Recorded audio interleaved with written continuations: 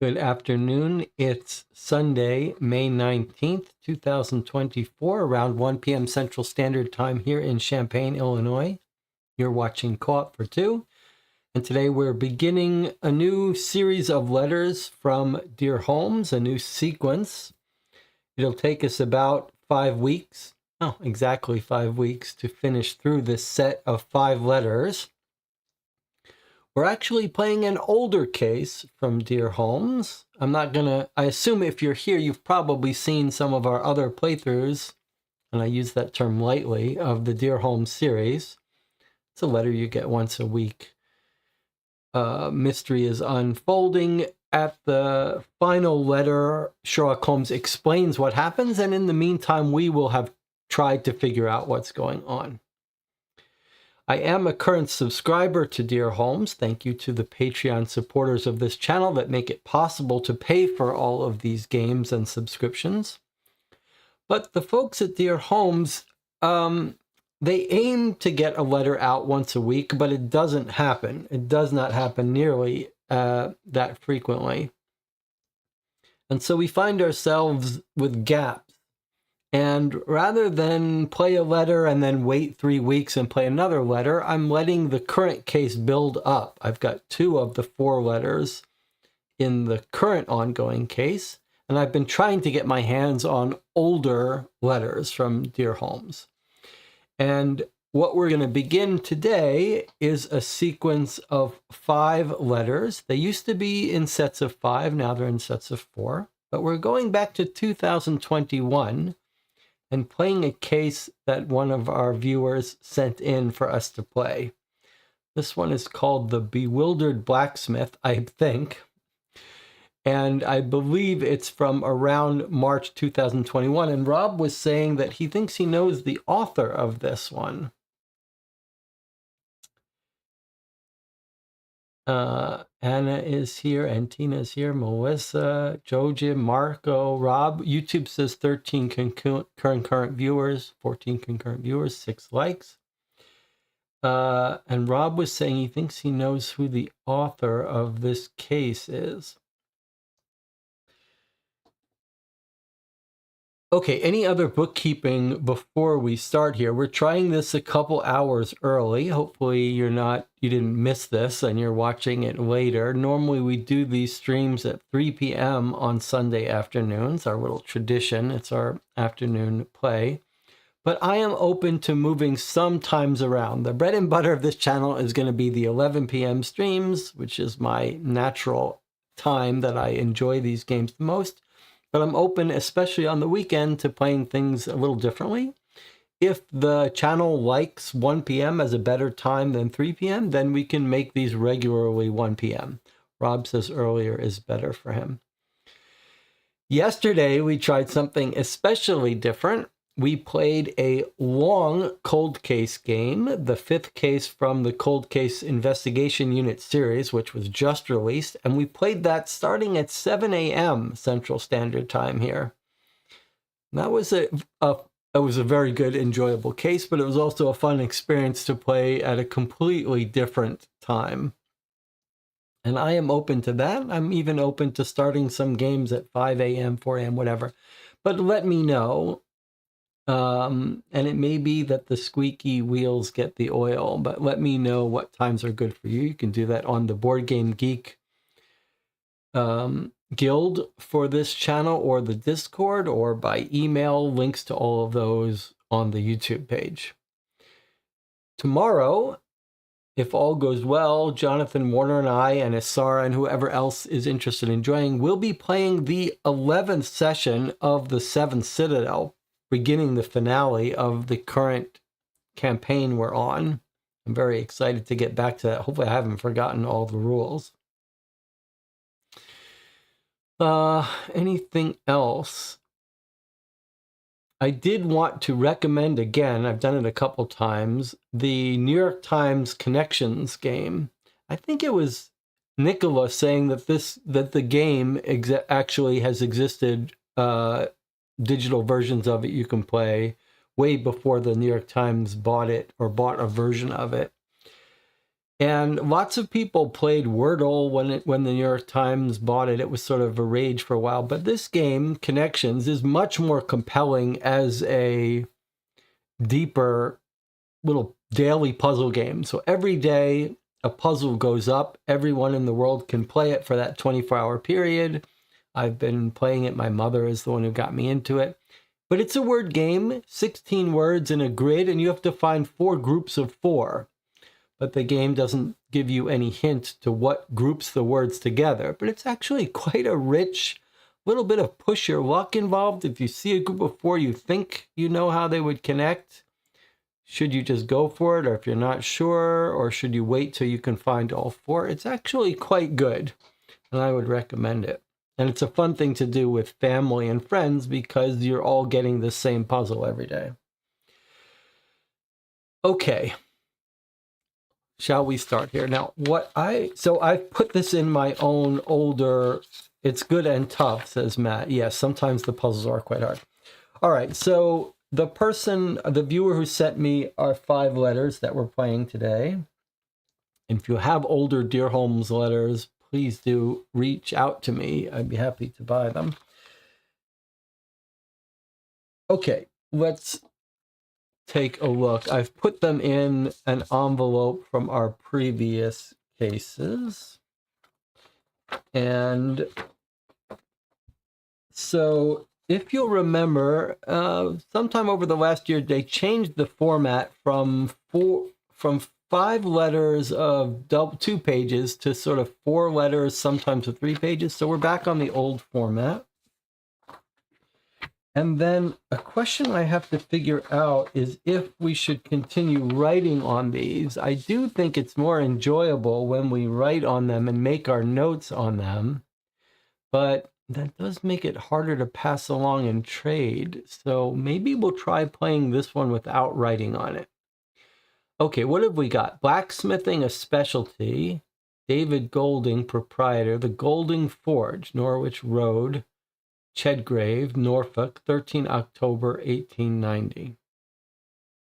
Dear Mr. Holmes, you'll have to forgive the lack of formality with which I write this letter. The nature of the events that have bedeviled me in recent days has forced my hand.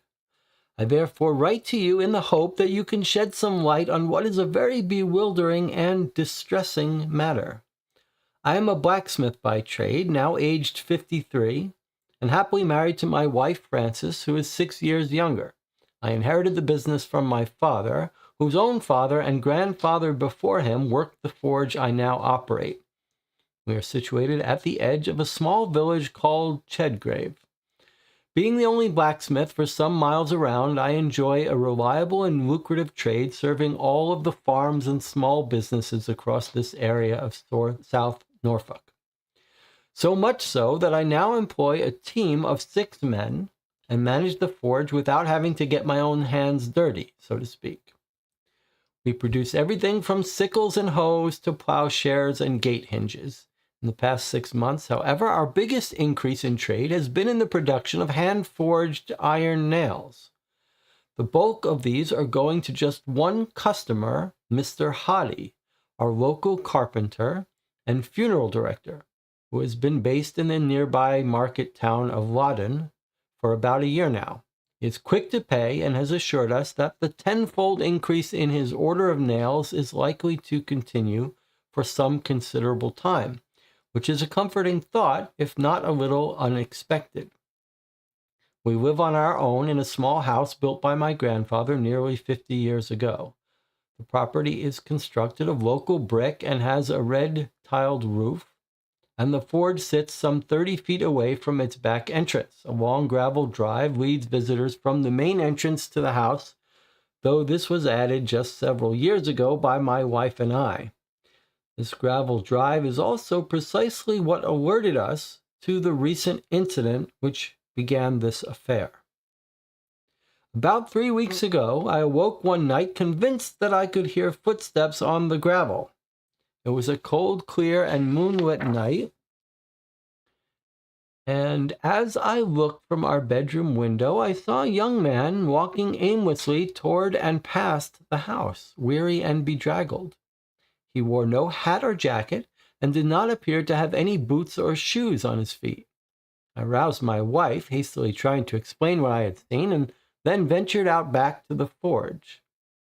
I entered the main building with some trepidation, fearing that the young man might have ulterior motives for sneaking around at night, but thankfully the forge within the shed is kept alight at all times. I have a system for banking up the coke at night to ensure that the fire never goes out, and as such the interior is always warm and bathed in a soft glow. As I looked around, I was shocked to discover a young man curled up on some sacking on the floor beside the forge. When I got closer, I realized that he was in fact already fast asleep. The poor lad was no more than 7 or 8 years of age and extremely thin.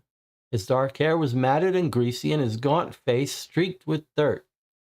The thick white shirt he wore looked to be 3 sizes too large for him, while his black trousers were, in contrast, too short for his long, skinny legs. Like his face, his bare feet and hands were filthy. One might think he'd spent a day working the forge. When my wife entered and saw him, she could not help but weep, so pitiful was the figure laid out before us. She wasted no time in getting some thick blankets from the house to cover him, and announced that she would sit with the boy until daylight to ensure that he came to no harm. Despite our prodding, he refused to wake. So I went back to bed in the house, agreeing to take them some breakfast when I rose at 6:30 the next morning. The boy awoke rather bewildered, if not fearful, the next day, but after my wife's offer of a cup of tea and a plate of cooked bacon and eggs, he soon began to relax.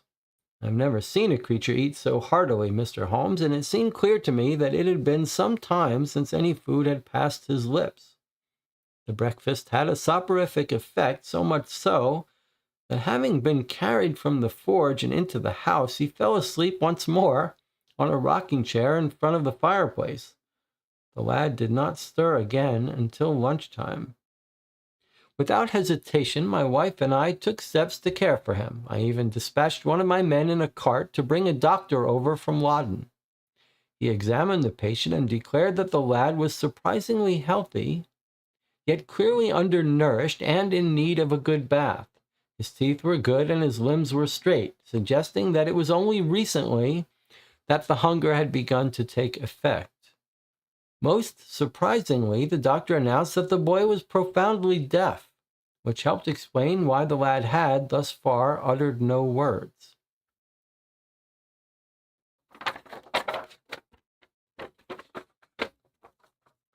Okay, continuing to the second of two letters, 2 pages.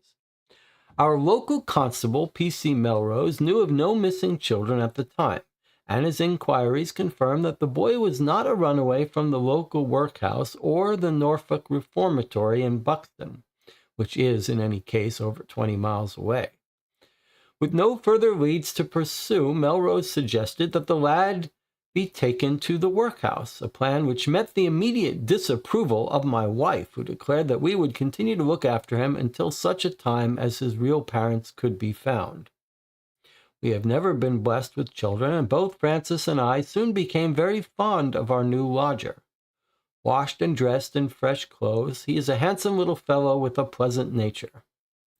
While we have not been able to draw from him anything of his previous life, he has been content to help out with any chores we set him around the house. Beyond that, he has been reluctant to set foot outside the door, and was positively terrified one day when we had a gentleman caller dressed in a frock coat and top hat.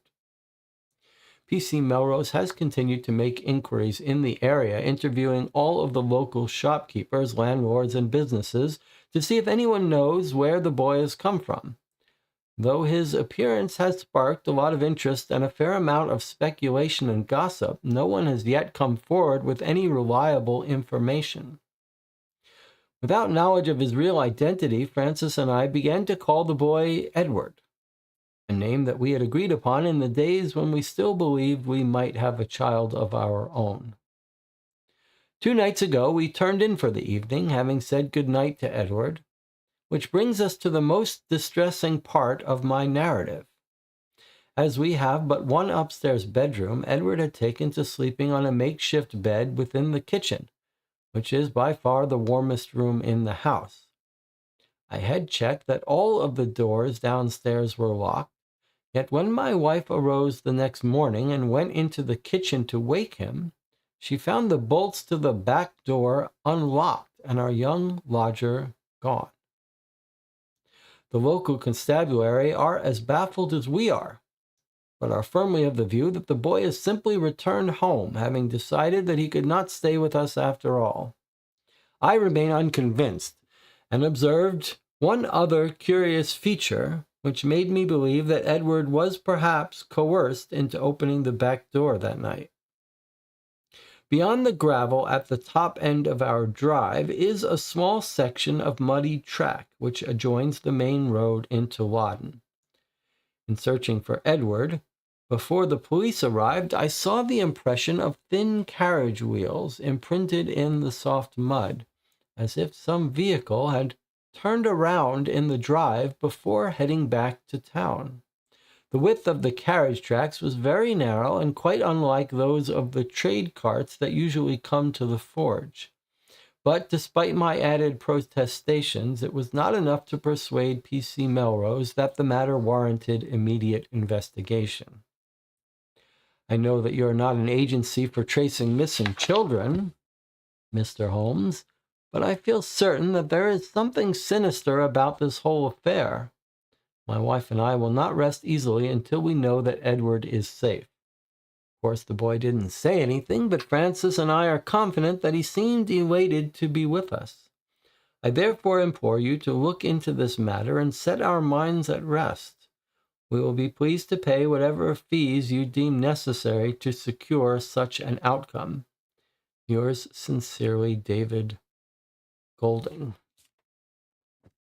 So there you have it, our first letter.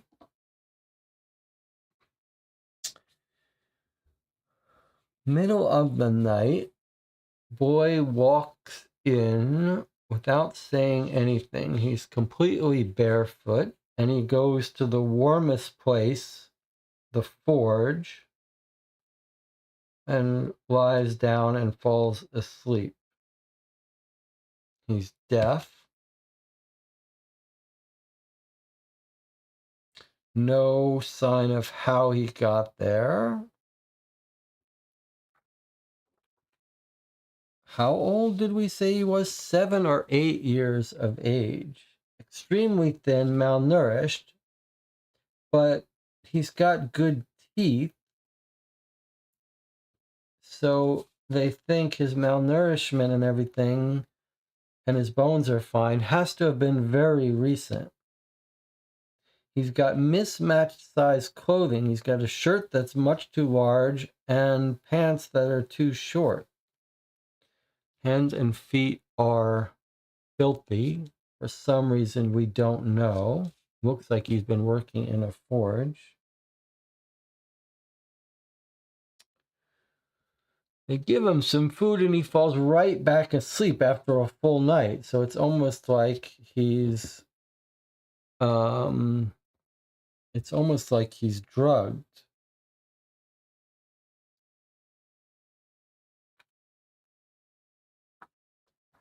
He stays with them for a while. He seems to be getting along well. He doesn't mind working, but then he doesn't want to go outside. And when they have a visitor in a frock coat and top hat, the boy totally freaks out, as if someone's come to get him and he's afraid of it.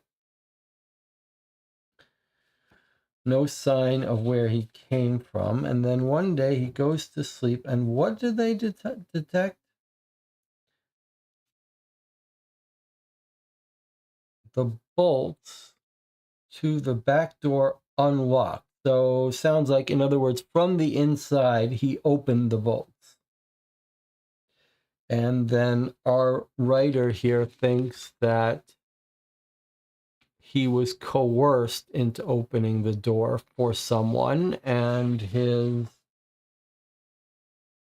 the item that he thinks helps prove this is that in the gravel driveway, he sees thin carriage wheels imprinted in the soft mud, as if some vehicle had come up to the driveway, turned around, and left. So has someone come to collect the boy? Let's see what the chat makes of this mystery so far. And it says, I guess he escaped someone before. Now they found him and took him. The businessman seems immediately suspicious, looking for a runaway after hearing rumors of a mystery boy. Is that right? I guess I need to remind myself of what you're saying. I think the business. Can you explain a little better? The businessman who distressed him seems immediately suspicious, looking for a runaway after hearing rumors of a mystery boy. Who said this guy? We don't know anything about the guy who came to visit in a frock coat and top hat, right? He's been reluctant to set foot outside. Terrified one day when we had a gentleman caller. It doesn't say anything about the nature of that gentleman caller. We have no idea why he's come. But it is worth pointing out that there's lots of gossip in town. So word that the boy is here would have leaked out to lots of people. Now, the channel is pointing out about the oddity of the carpenter's work. Like, what is the carpenter building? Is the person building something and using kids, slave labor of boys. When did the carpenter work start to pick up? Are we told? In the past 6 months, biggest increase in trade has been nails by the carpenter. And this boy is 3 weeks ago. So let's have make sure we understand our timeline here. For 6 months, they've got this increased business. 3 weeks ago, this boy walks in. Now, one thing that's interesting is that they've got this boy, they've given him medical attention and cleaned him up, right? He's weary, bedraggled. He's barefoot though. But he can't have walked, 40 miles barefoot. Right? His feet would be all damaged and torn up and need medical attention. So he has to be coming from fairly close by to have no shoes. Was he sleepwalking? And why isn't he all panicked, like, save me from someone?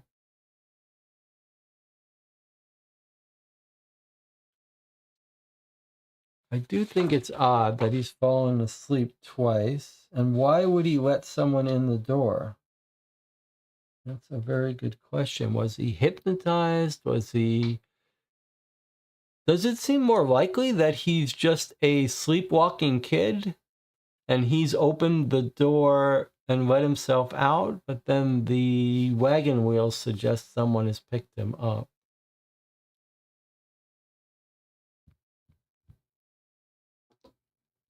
Okay, let's see what the channel is coming up with. Rob says, my theory is correct. This case is written by Mark Maurer. It was published in a Holmes pastiche compilation in 2021 called The Baker Street Epilogue. Interesting. All right, well, don't go check that out because you might hear the solution.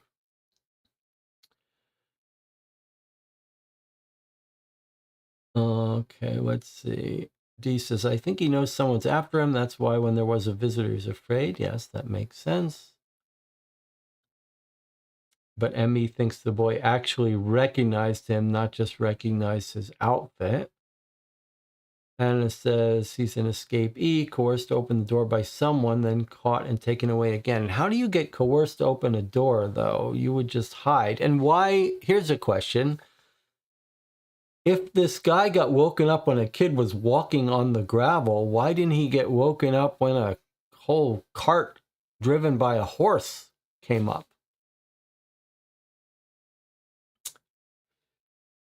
Joje says maybe he did have shoes for a long walk and then lost them before coming to the house. I guess, but it's not easy to lose your shoes. And Tina says the road that's in front of the house goes to where the carpenter is. Maybe he was on a carriage and escaped. Rob says maybe the blacksmith stole the kid because they couldn't have one of their own. He managed to escape and now they want to try to recapture him. It seems a little far-fetched. I do like the idea that the kid is being used for slave labor, but then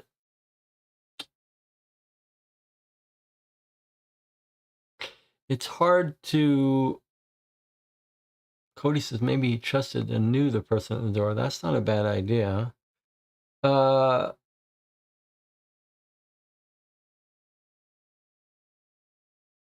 thing is, imagine this kid is being used for child labor somewhere, and the kid runs away. If you were the person running this whole enterprise of child labor, you wouldn't try to sneak back in to rescue him, right? You'd just be like, well, that's one lost. I got 30 more. I'm not going to make trouble for myself by trying to recapture him. I think it's more, I like the idea more that he's a sleepwalker and has walked out on his own. But then how do you explain the carriage tracks, I guess, is the question. Is it more likely that this kid is up to no good? Is it more likely that this is all part of a plot? Like you send the kid in to look like he's a poor kid without home. He gets fed, gets food, and then moves along to the next house.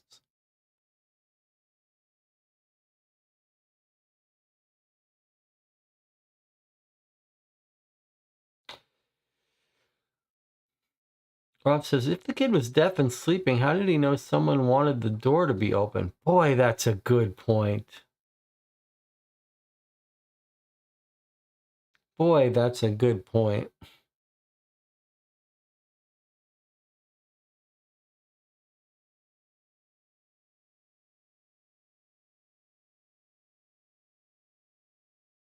I love that observation that he couldn't have heard someone at the door. Also, if someone's knocking on the door, you'd think these people would hear it too. We shouldn't rule out that this kid is part of a plan. Like someone has now snuck himself into the house. Now, how long ago was it? How long has he been staying there is what I want to know. I want to get my timeline right here. 6 months ago, they got uptick in business. 3 weeks ago, the kid arrives. Then 2 nights ago, the kid disappears. So the kid's been there for 3 weeks. The kid has been there for 3 weeks. So maybe the kid has learned everything he needs to know. But on the other hand, why would he get so scared then when someone arrived? Was the kid afraid he'd be recognized?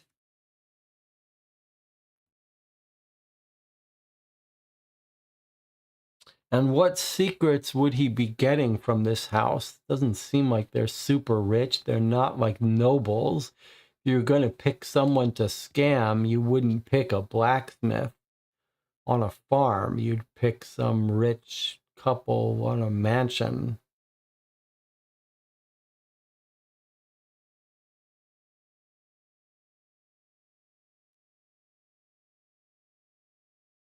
Is there any concern about, is there any doubt about this carriage thing being a misreading of the tracks?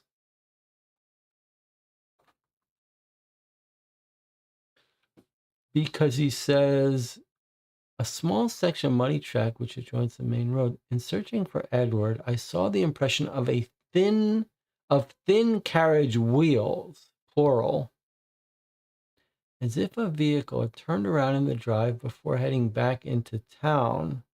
But he doesn't see any hoof prints?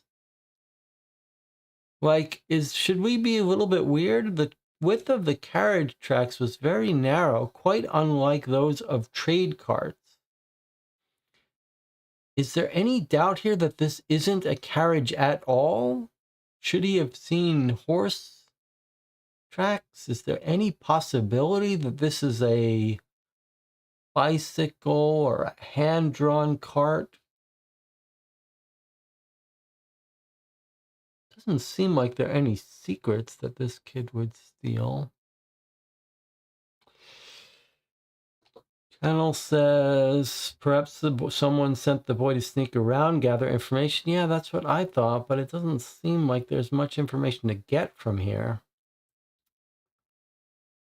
Marco says, there's no need to traffic in child labor. There's no need to traffic in illegal child labor, because you could just have child labor legally. Autumn says, why even bring up the carpenter? Seems completely unrelated. I agree. It is odd that the first page of this letter is just him boasting about his business.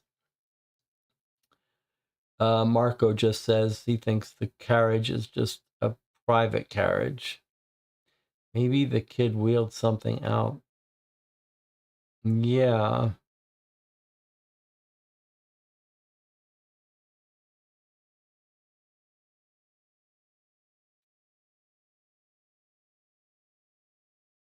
I do like the idea that this kid is part of some operation by kids to sort of infiltrate themselves. They drive around, they drop off a kid who looks pitiful, who gets fed and carried, and then he steals stuff. Well, we're going to find out in the next letter if our blacksmith says, hey, I need to add a little detail. All of our money, all of our gold savings are gone. That would change things up quite a bit. All right. Well, half an hour today. I think we've got a short session. We'll join again tomorrow. And Tina says, why would he be drugged then? Well, that's a great question. Why would he be drugged? Maybe he's not drugged. That's just a hypothesis. Autumn says, what year was this set? 1890. Yeah, we do have a date on this letter.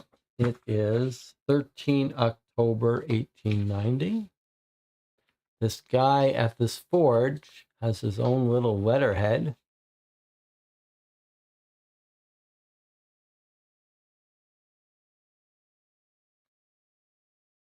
Is it possible that the boy was sent on a mission by this carpenter?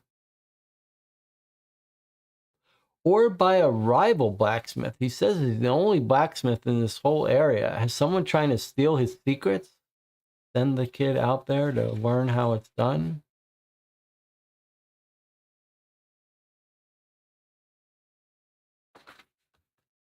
All right, well, we're going to end this here. We'll meet again next Sunday to read the next letter. I'm trying to think. Should we do something else today? Is anyone in the channel interested in playing something else today? We have 17 concurrent viewers. We would end the stream regardless. But I wonder if the chat would be interested in playing something else. Perhaps not as long as 6 hours, but we have a couple of smaller things we could do. We could play a game of Echoes, the audio-based game. We could play Carta Ventura. We could play Mugbook. We could play one of the detective games, small card-based mystery games. We've played those on Sundays. Any interest in the chat for doing something else, or should we not push our luck? I do have a 6-hour live stream tomorrow. And Tina says, funny pages or black stories. Oh my God, funny pages.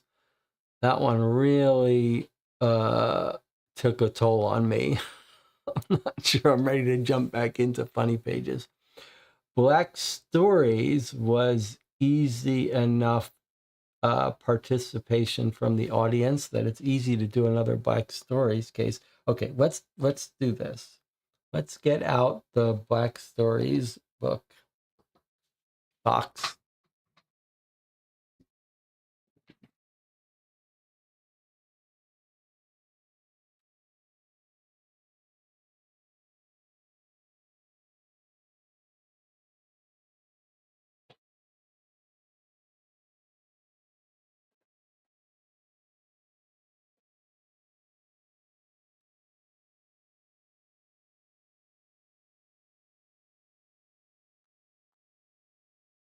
All right.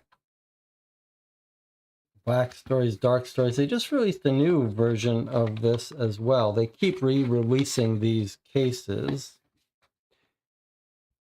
For those who don't know, let's see.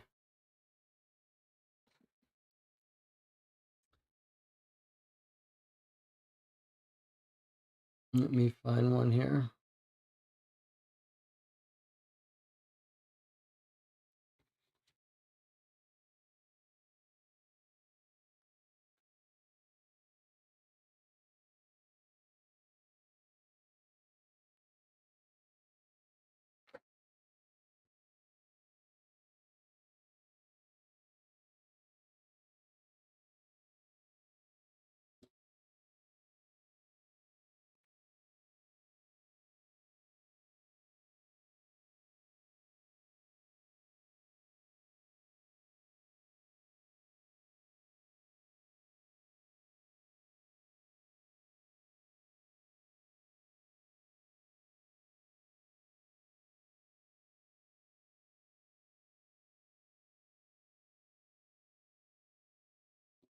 I'm trying to find a good case to play.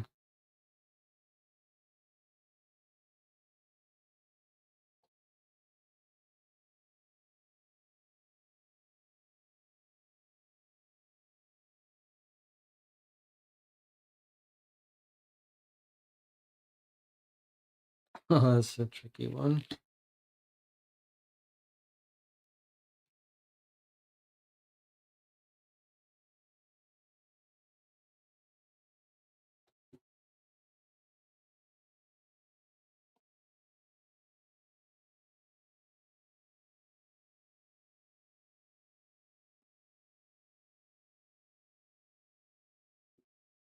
All right, let's try this one. Okay, here's the case.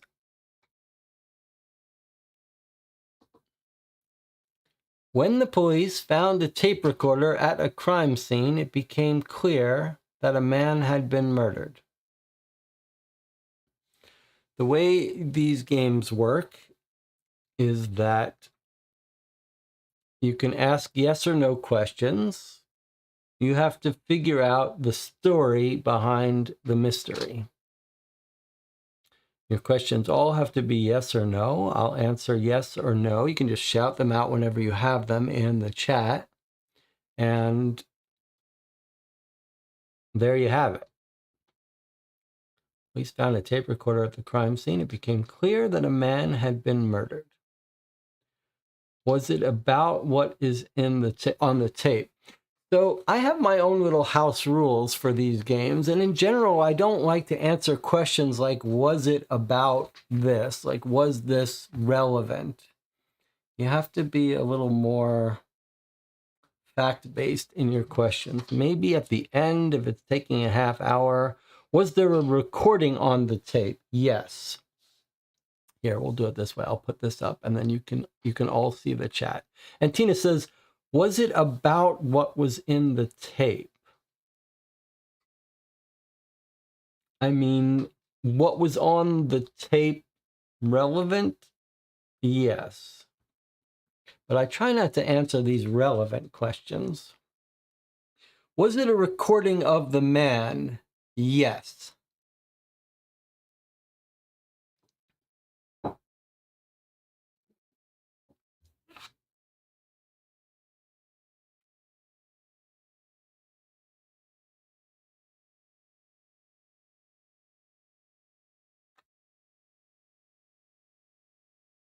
Is the murder part of the recording?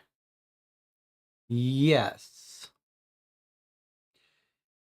Was it a recording of the man being killed? Yes.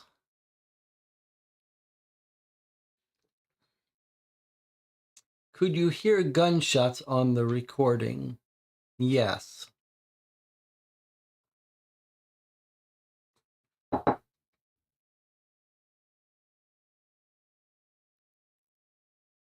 Was the killer also recorded?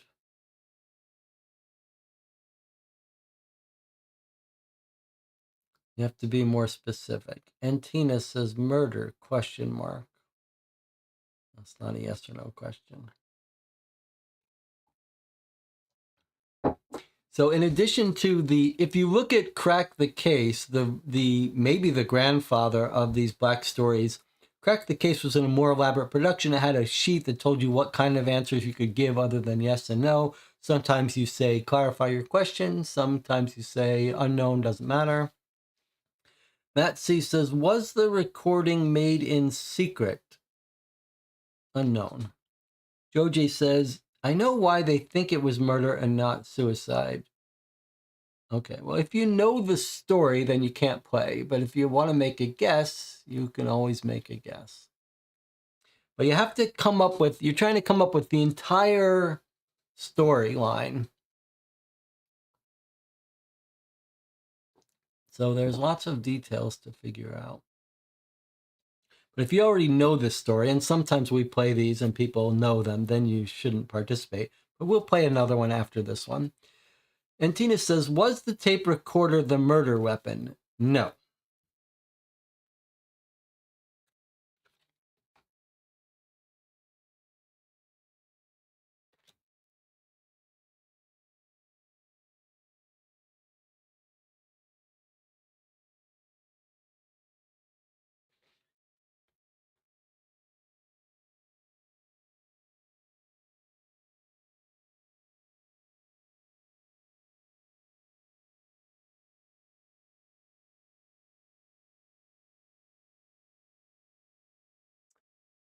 Was the voice of the killer recorded? No. Joe J. Anderson, don't know the story, not any other details. Rob, well, if the recording was of a guy making a recording, then the murder barges in, shouting, I'll kill you because XYZ, then the gunshots are heard. I think it's an open and shut case.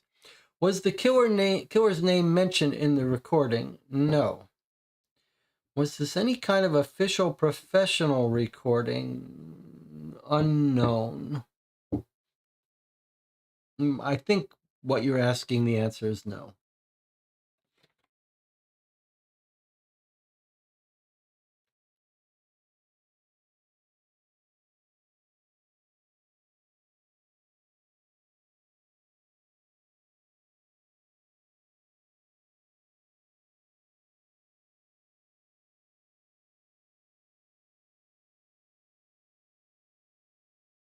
Did the recording, let's see, was the recording made by the dead man? Yes, I think so. Did the recording stop after the death so someone else would have stopped it? No. Was the victim, or unknown, was the victim talking in the recording? Yes.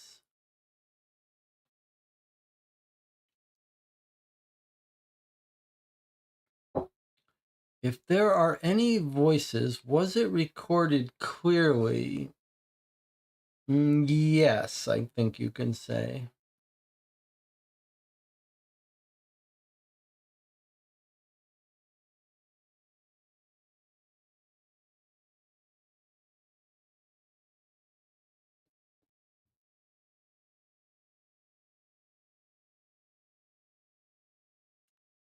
Did he say he was dying?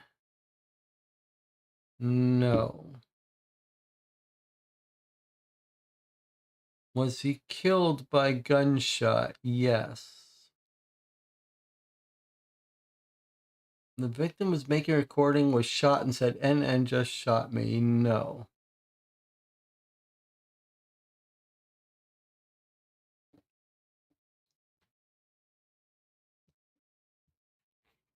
Did the victim know the killer? Unknown.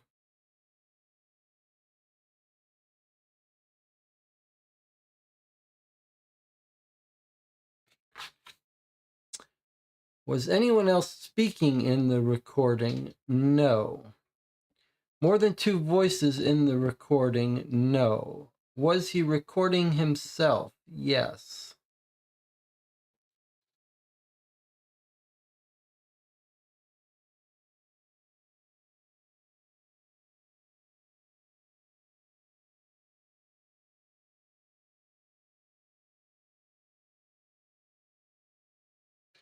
Was the victim making statements about a crime? No.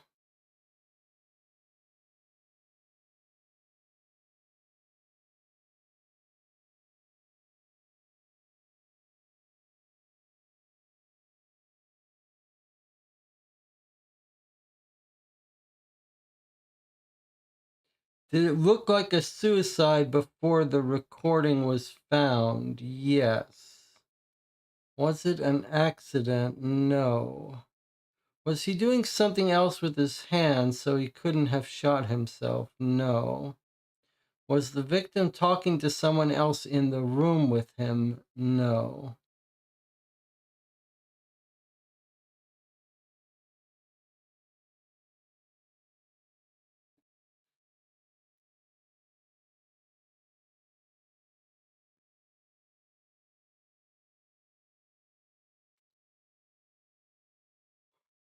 Was there blood inside? Can you clarify that question? D, was it a confession of sorts? You could rephrase that. Was the recording made to show us who the killer is? No. Was the victim forced to stop the recording? No. Was the victim forced to do the recording? Unknown. The man killed himself because he had killed someone earlier. No. Did the recording stop before reaching the end of the tape? Unknown.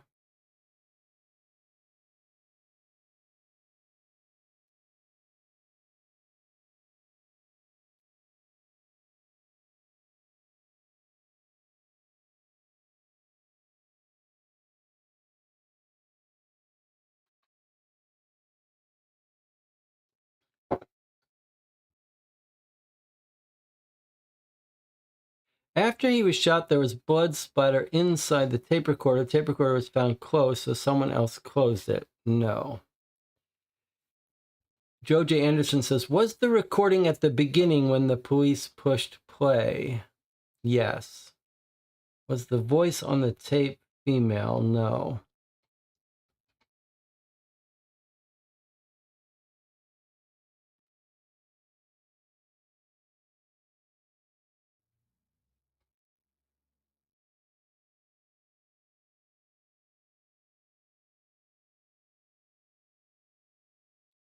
And Tina says, so someone rewound it. Yes.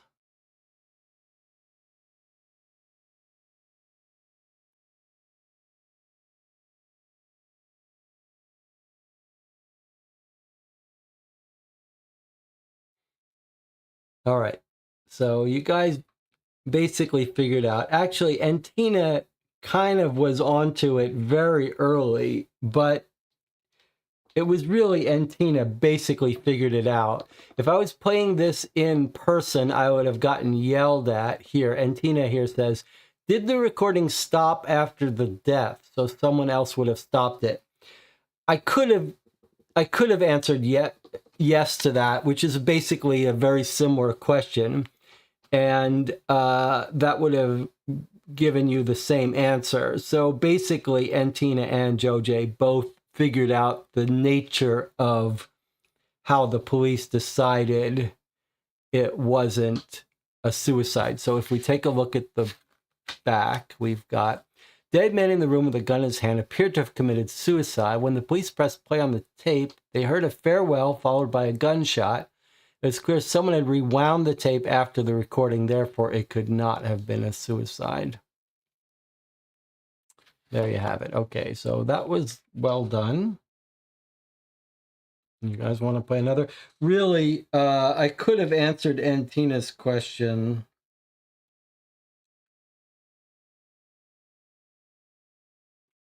Differently, and you would have figured it out. The shot on the recording could have been a practice shot. Well, that's an interesting idea. Okay, how about this one? David had to die because he became more intelligent.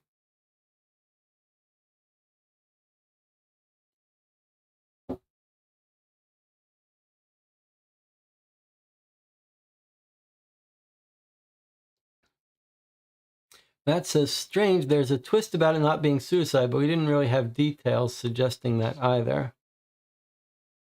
And Tina says, is David human? Yes, David is human.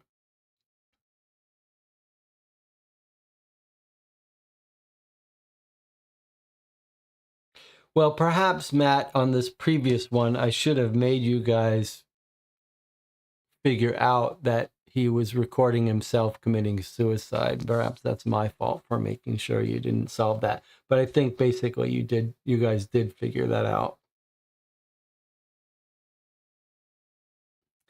Is David an old man? Unknown and irrelevant.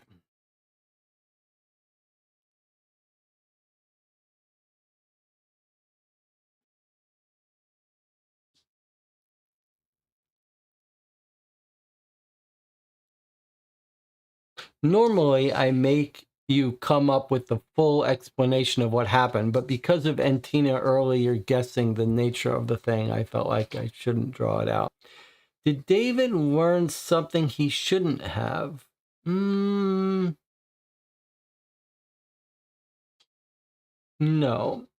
Is it spy intelligence? No.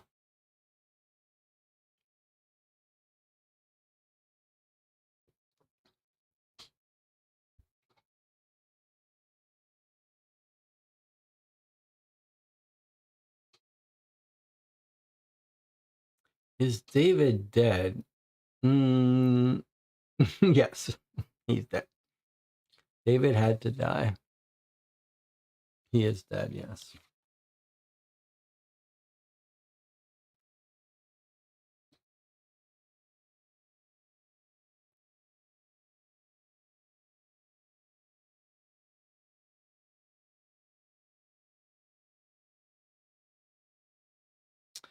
Was it murder?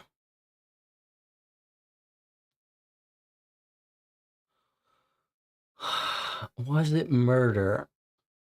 I think I need to to ask for clarification on that question rather than the technical term of murder. Did David save someone else? No. Did David find out he had a fatal disease? No. Did he kill himself? No. Did David kill someone?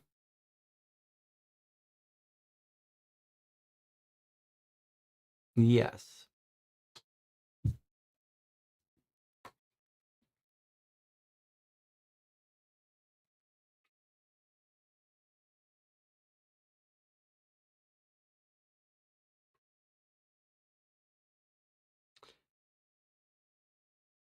Teresa says, what game are we playing? That's not a yes or no question. I can't answer it. Did David figure out he killed someone?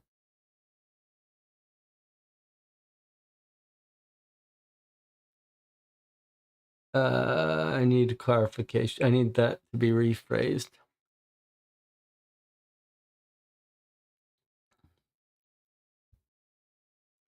Is the killer a male? Unknown and irrelevant. Did David kill someone on purpose? Probably. Did David kill someone unknowingly?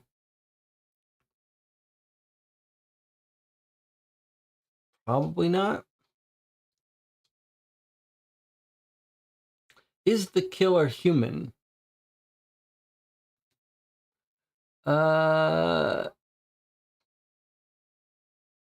Unknown and irrelevant. Did David know who he killed? Unknown. Did David kill a family member? Unknown.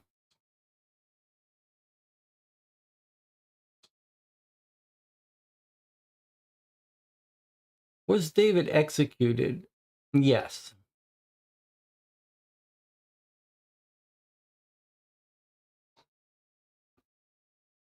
Did David want to kill this person? Unknown.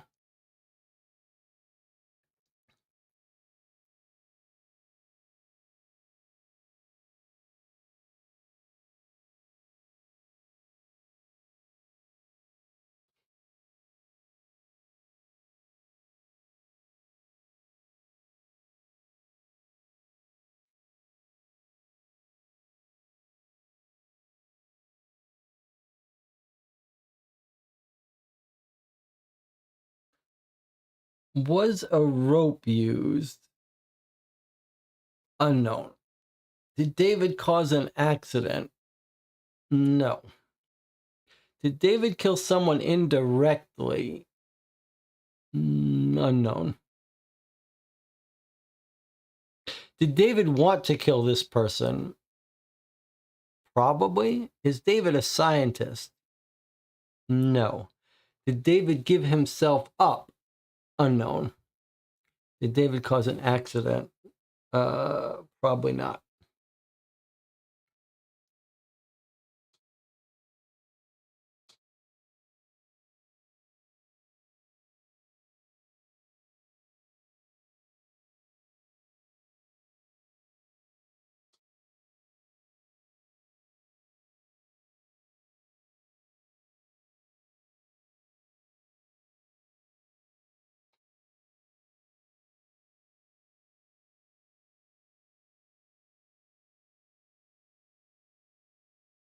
Was he executed in prison? Yes.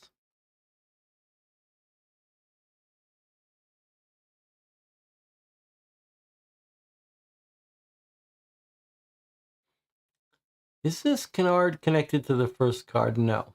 No, they're all independent. Did a prison guard kill him? No.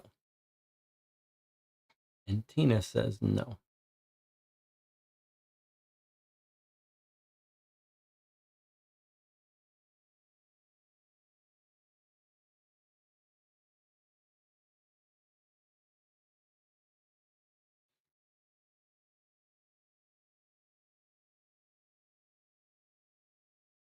Did David get the chair in prison?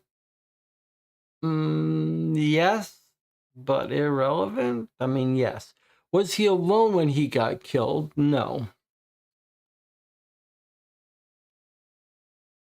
Did another prisoner kill him? No.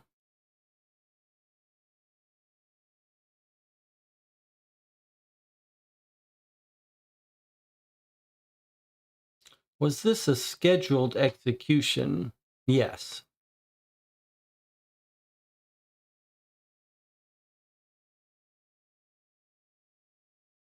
Did David learn something unpleasant?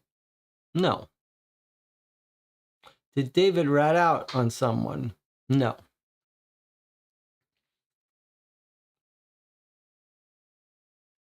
Does the intelligence have to do with the law? Yes.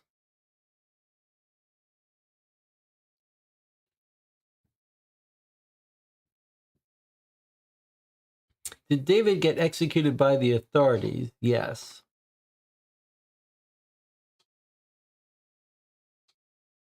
And Tina says, I think I got it. Okay, let's hear your explanation. Did David try to do the right thing? Probably not.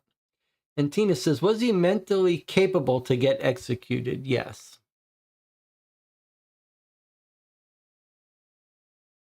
Was David a traitor? No.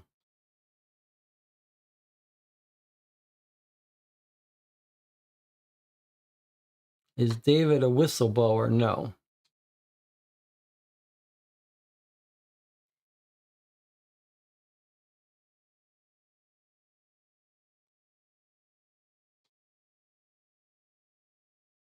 Did David plead insanity?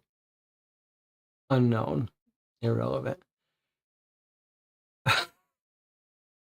What are we trying to figure out?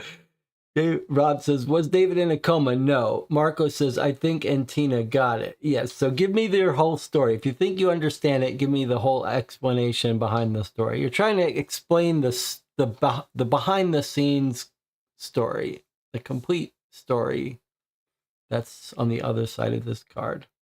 All right, let's hear your explanation for the story.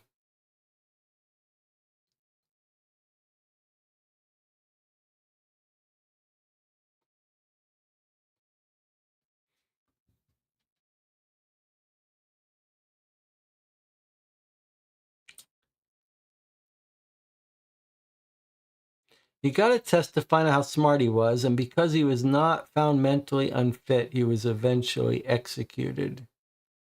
I think you could be a little clearer than that. Was David mentally incapable? Then he passed some kind of test and was killed by the state. Yes, that's basically right. Okay, so let's take a look at what it says. In the state of Virginia, USA, David was sentenced to death for murder. However, the state could not execute him because his IQ was only 59. During his long stay in prison, he read and studied to pass the time. As a result, his IQ increased to 70, which was high enough to complete his execution. So that's the part where he became more intelligent, and that's what caused him to be killed. All right, so the channel figured it out.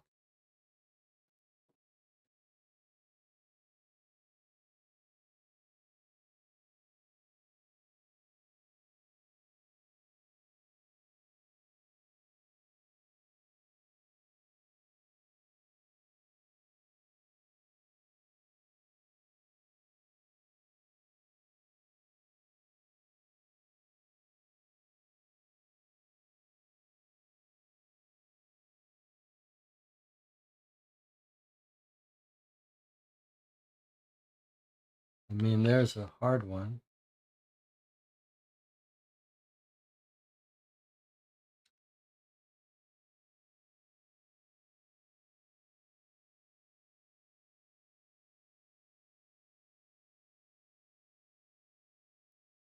All right, you want to try one more?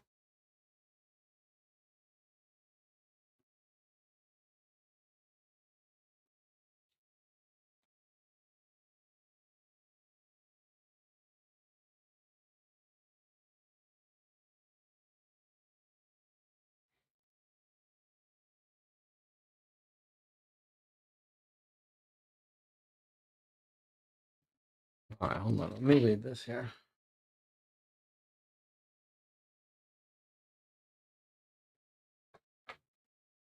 All right, here we go. Two men lie dead on the floor, each with a hole in their head. One of them is holding a gun. Is this a murder-suicide? No. Is it suicide? No. Was the gun planted on the hand? No. Do the holes align? I need more clarification on that question. Was the killer left-handed? Unknown, irrelevant. Are they conjoined twins? No. I almost feel like I shouldn't show this card. The art never gives anything away, but it does give a little bit away, maybe. And Tina says, was it done by one bullet? I need clarification on that question. Rephrase your question, I should say. Or question invalid. The picture seems to imply they both fell down from different angles from different locations. Is that accurate? I need you to rephrase that question. D says, only one bullet entered both heads. No.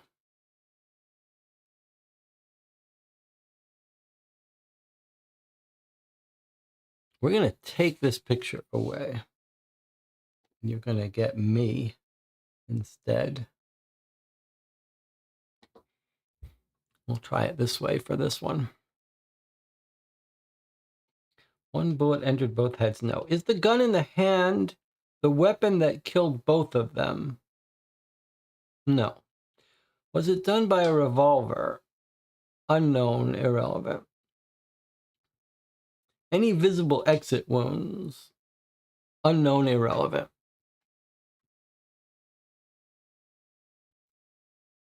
Was there more than one empty chamber in the gun? Unknown, irrelevant. Is the gun in the hand the weapon that killed one of them? Yes. Any gun residue? Presumably.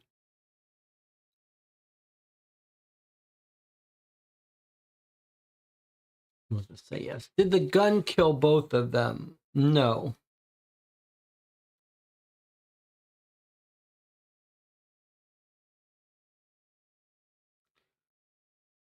Did that gun kill both of them? No. One was killed by the gun, the other isn't. Yes. Did they die by the gunshot? I need clarification on that. Is the gun kill the guy holding it? No. Was the killing done outside? That's an ambiguous question. I'm not sure how to answer that. Sort of. But sort of not. Did the guy holding the gun kill the second guy? Yes.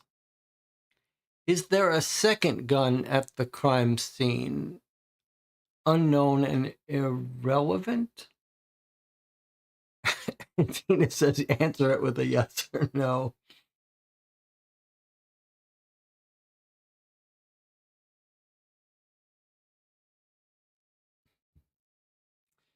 I have a weird theory, but I don't think I'm right. Almost always with this game, if one has a theory, then it's wrong. Only the yes or no questions dividing things up work. The first guy holding the gun shot the second guy. Yes. The first guy died by a different means. Yes.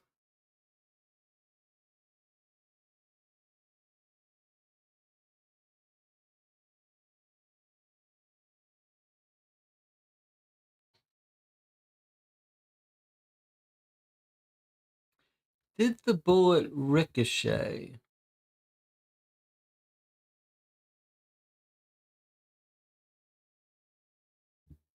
I'm not sure I know the answer to that.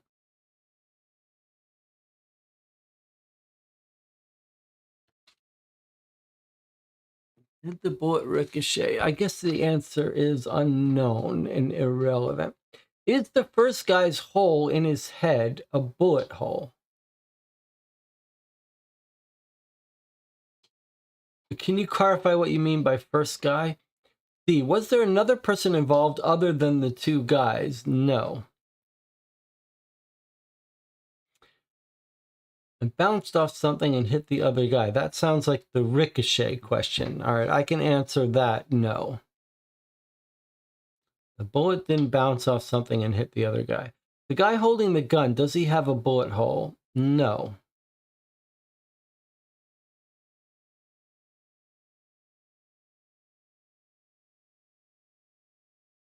Is the wound in the first guy, the guy with the gun, a bullet hole? No. Yeah, those are the same questions, but the answer is no.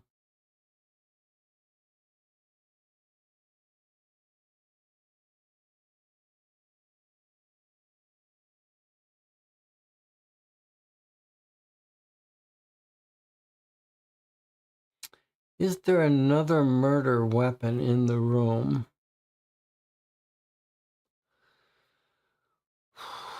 What question needs to be rephrased? Is the hole in the first guy's head the cause of death? Yes.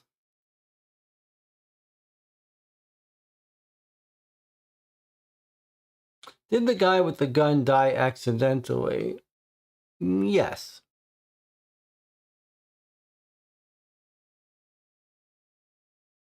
Rob is confused about the question. Okay, let's take a look. Two men lie dead on the floor, each with a hole in their head. One is holding a gun. Was the first guy's wound done on purpose? No. The guy with the gun is the first guy. Was it done on purpose? No.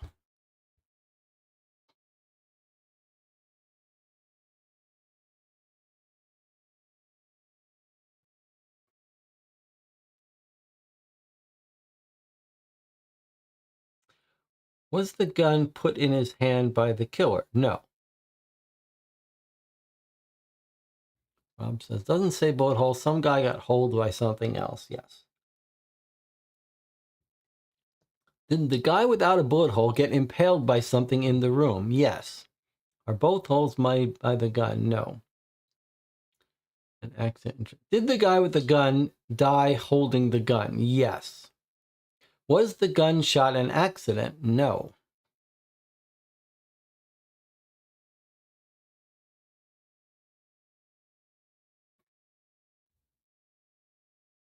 Did he trip and fall on a nail or some sharp object? No.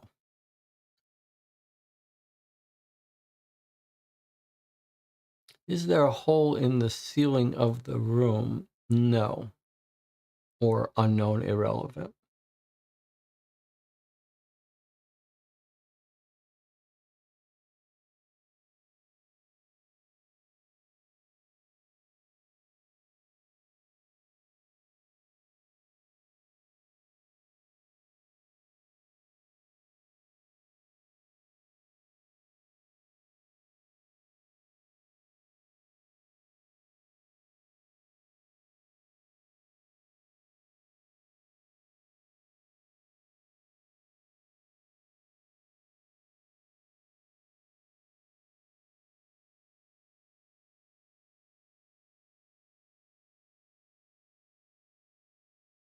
Are the dead bodies near each other in the room? Unknown, irrelevant. Were they friends?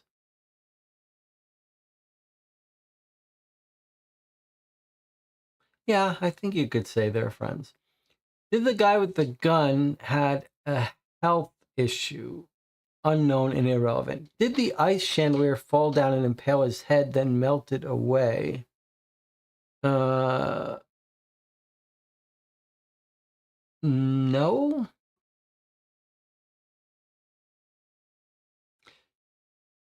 Do we know, or are we able to tell who died first?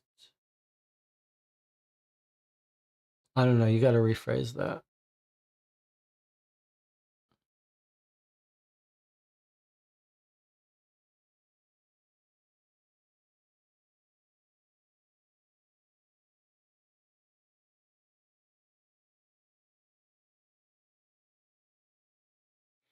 Did the guy with the gun die first?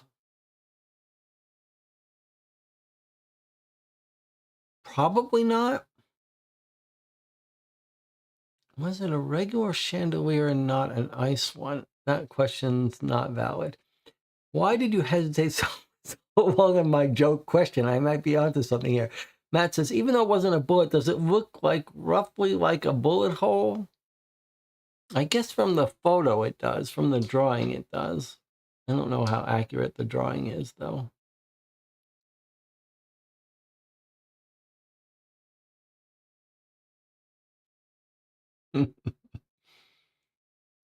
In computer hacking, you would call that a timing attack. When you look at how long it took to generate some result as a clue.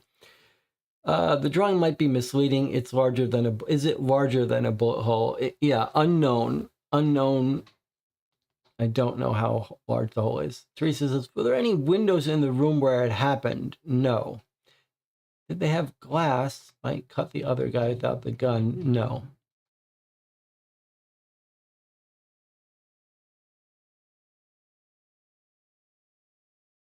Is the hole in his head his mouth? No. Even though it wasn't a bullet, does it look roughly like a bullet hole? Yeah, I don't know. I don't know.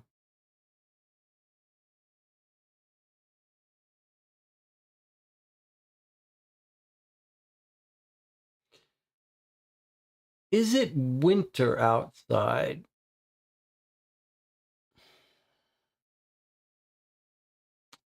Unknown.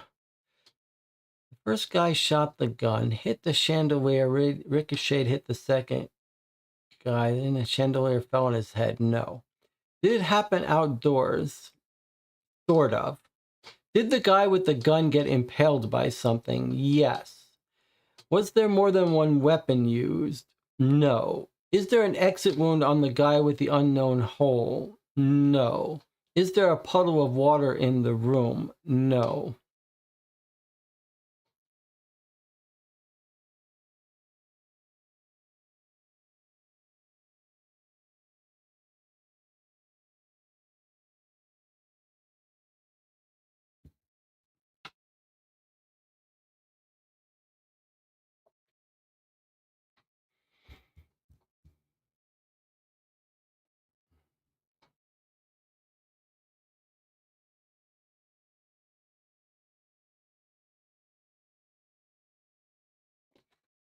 Did the guy with the gun shoot the other guy and cause an icicle to hit him in the head, killing him?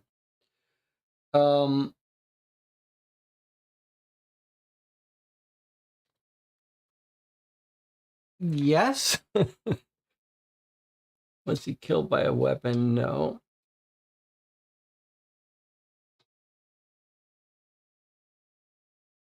Did the guy with the gun shoot the other guy and cause an icicle to hit him in the head, killing him? Yes. Rob says, it happened outdoor, but they're in a room? Matt says, so it was ice. Yes. Are they in an igloo? No. You still need to explain quite a bit more. You have to come up with the whole backstory to this case. In a cave, yes.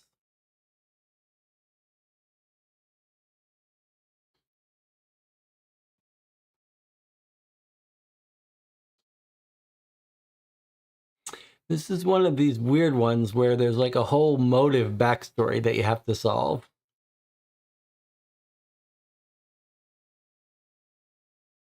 So you've come up with a basics of the what happened. Dispamonite says, did the guy with the gun shoot the other guy, cause an icicle to hit him in the head, killing him? The answer was yes. Was it in a cave? Yes. Was it a paid hit? No. So the guy outside shot the icicle and it fell on the other guy and then shot himself? No. Was it a flare gun? No. Was it a stalagmite? I mean, essentially, yes. Did the stalagmite come down on the guy? Yes. How can there be a room in a cave? Is it Batman and Mr. Freeze? No.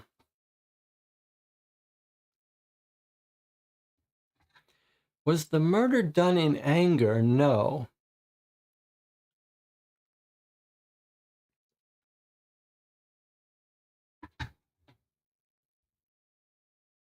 Not really.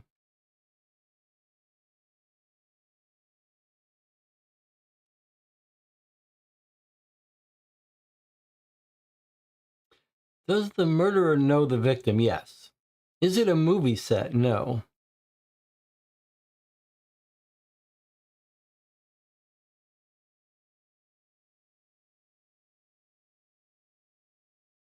Was the murder done in fear? No.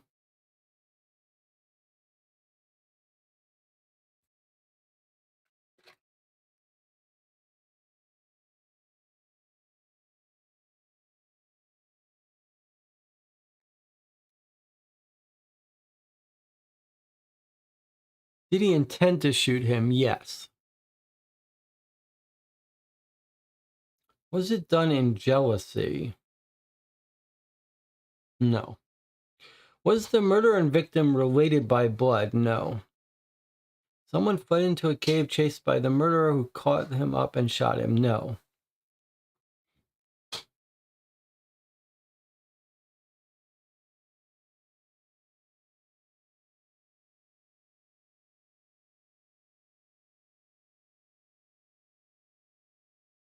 Were the murderer and victim friends? Sort of. One guy held up by a stalactite. Why isn't it still there? I didn't say it wasn't still there.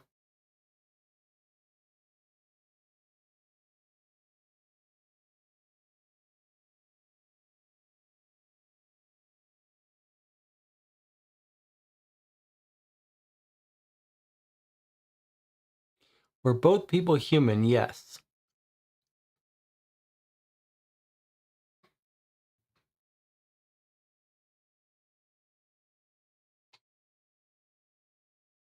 They were firing in a cave for pleasure and something goes wrong? No. There goes my zoo theory. It's a good thinking, though. Did the gunshot cause a cave-in? No. Was the victim chasing the murderer? No. Is there something in one or both head holes? Unknown. Bullets, maybe. Was the murderer chasing the victim? No.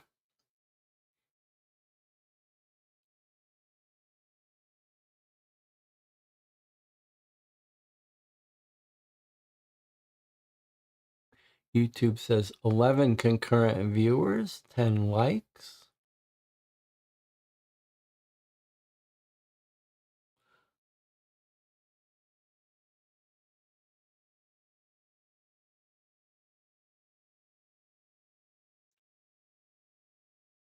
Were the victim and the murderer meeting there? Meeting here? No. If I understand your question, no. Was he shot by a regular gun? Yes. Did one man commit suicide? No.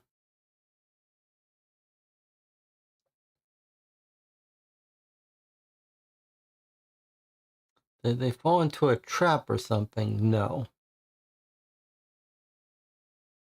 Was the meeting between the two accidental? No.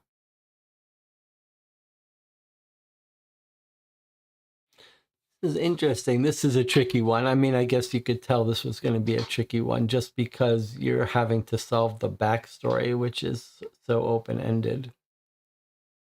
That's all right. There's no rush.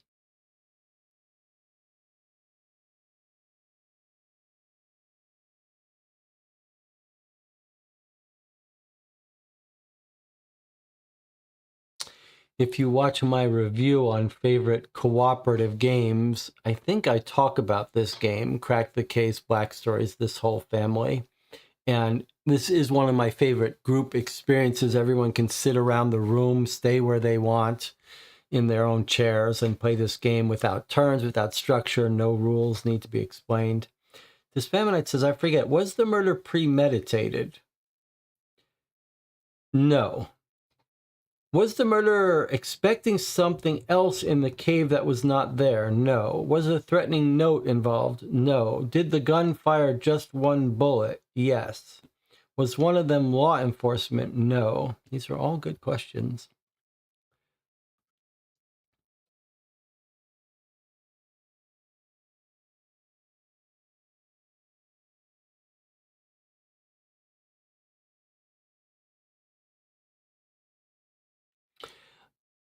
I wanted to recommend another video that I was watching early this morning. If you like very long videos, Jenny Nicholson is a woman who reviews lots of Star Wars stuff and other nerd type stuff. Like she's got videos of musicals, whatever, and she does these very long videos, like 2 hours long. This one is 4 hours long, talking about the Star Wars hotel that opened and closed down and her experience with it. If you like long form videos, listen to her talk. It's very watchable for 4 hours.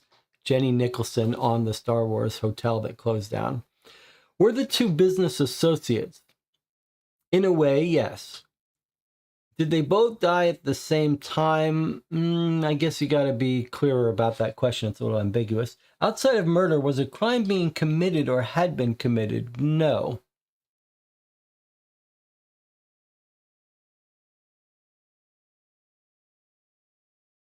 Were they both criminals? No.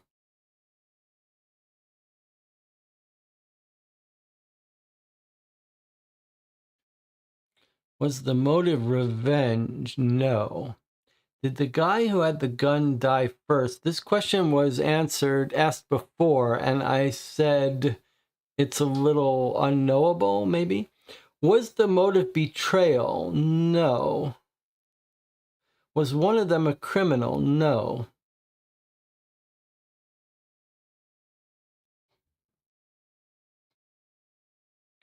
Are they scientists? Yes.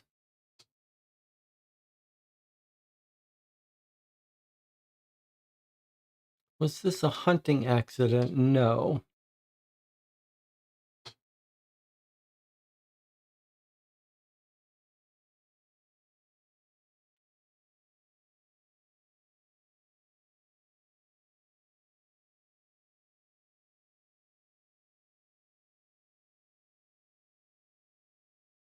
They were fighting over something. Yes. Did they make a new discovery? Yes. Were they exploring the cave? Unknown. So did the murder scientist want credit for something the victim scientist had found? That's ambiguous. I need you to rephrase that. Are the dead men spelunkers? No. The guy with the gun wanted to take all the credit. Yes.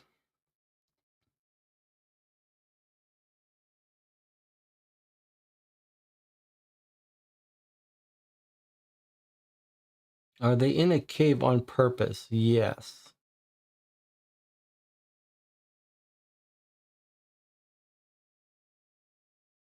I think you've almost got it. You just gotta wrap it up. I think you've basically got it. You just need to wrap up. Did they discover a new species? I mean, I guess the answer to that is unknown. Guy killed one because he stole his idea and wanted to do it first. Not quite, but very close. Are they geologists? Unknown. What they found? No, you don't really have to figure out what they found. You just have to give me the general picture of what was going on here surrounding the death.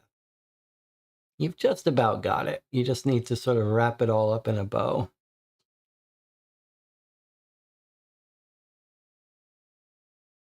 So someone described the story, right? Summarize what you believe has happened here.